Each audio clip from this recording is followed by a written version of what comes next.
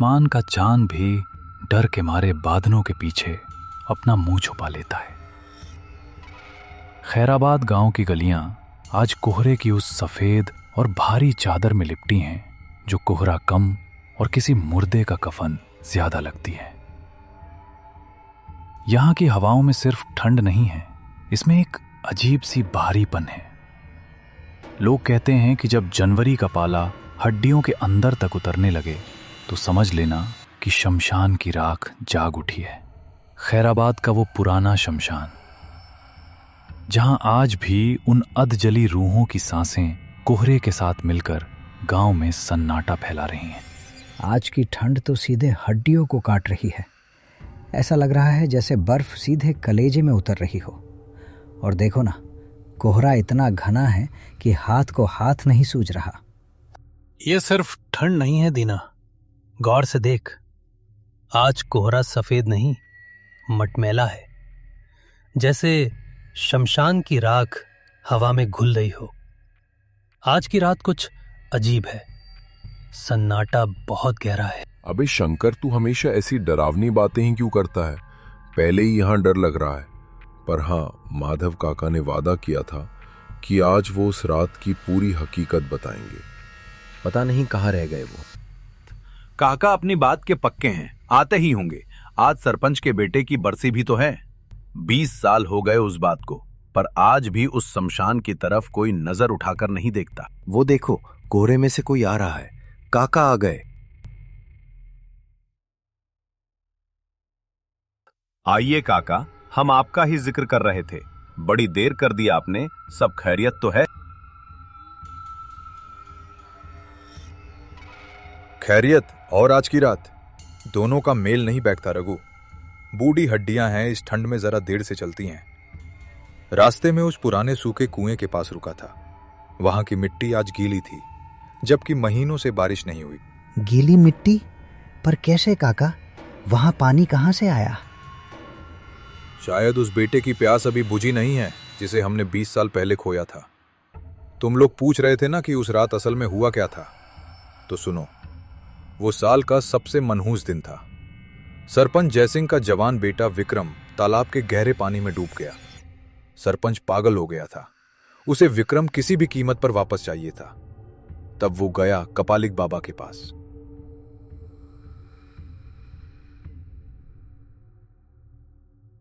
बाबा, अनर्थ हो गया बाबा, सब खत्म हो गया। हमरो जवान बेटा, हमरो विक्रम हमका छोड़ के चला गवा। ऊ तालाब की गहराई में कैसे डूब गवा, हमका कछु समझ नहीं आ रहा। किसी ने ओका धक्का दिया है बाबा। हमका बस उसे एक बार बात करनी है।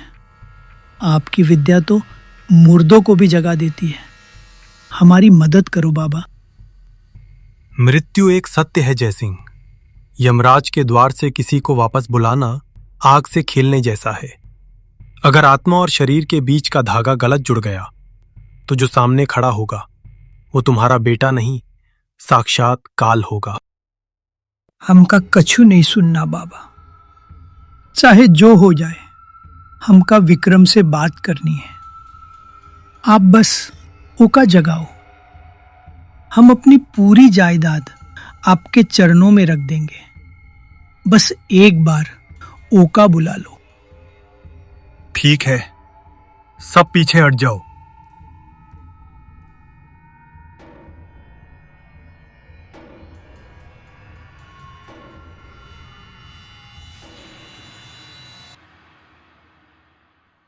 खबरदार जो किसी ने घेरा तोड़ा।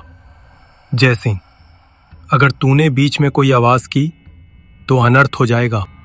बाबा मंत्र पढ़ते हैं, बिजली कड़कती है और विक्रम की लाश हिलने लगती है। देखो, वो हिल रहा है। हमरो विक्रम जाग रहा है। विक्रम बेटा, तू ठीक तो है ना लल्ला? लाश झटके से खड़ी होती है। आंखें काली हैं और चेहरा भयानक हो गया है। नहीं, ये क्या हो गया? मंत्र बीच में ही टूट गया। ब्रह्मांड की कोई दूसरी काली शक्ति शरीर के अंदर घुस गई है। भागो जयसिंह, भागो यहां से। वो अब तुम्हारा बेटा नहीं रहा, पिशाच बन गया है। हम लोग पीछे मुड़े, पर तब तक कोहरे से दो काले हाथ निकले और भीखू को खींचते हुए ले गए। उसकी वो आखिरी चीख आज भी मेरे कानों में गूंजती है।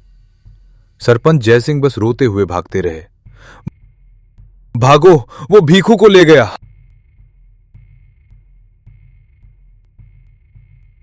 फिर क्या हुआ काका? क्या वो शैतान कभी वापस नहीं आया? माधव काका आया था और आज भी आता है। उसे प्यास लगती है रघु। आज ठीक 20 साल पूरे हो गए हैं।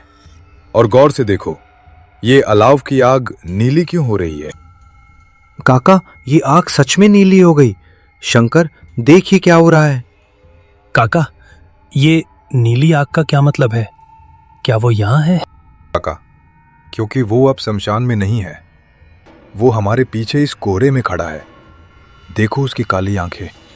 रघुनाथ, भागो, मंदिर की तरफ भागो और घंटी बजाओ। उसकी आवाज ही इसे बर्दाश्त नहीं होगी। भागो। सब खड़े होते हैं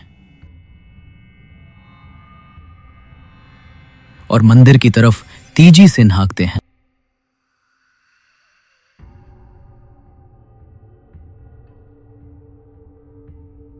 मंदिर की घंटी की गूंज सुनकर वो शैतान चीखता हुआ धुएं में बदल गया। सुबह की पहली किरण फूटी। गांव वाले चौपाल पर आए, पर वहां माधव काका नहीं थे। बस उनकी लाठी और पुरानी काली शॉल वहां पड़ी थी। कुछ कहते हैं वो उस शैतान को वापस शमशान छोड़ने गए, तो कुछ कहते हैं कि वो खुद उस पुरानी कहानी का एक हिस्सा बन गए।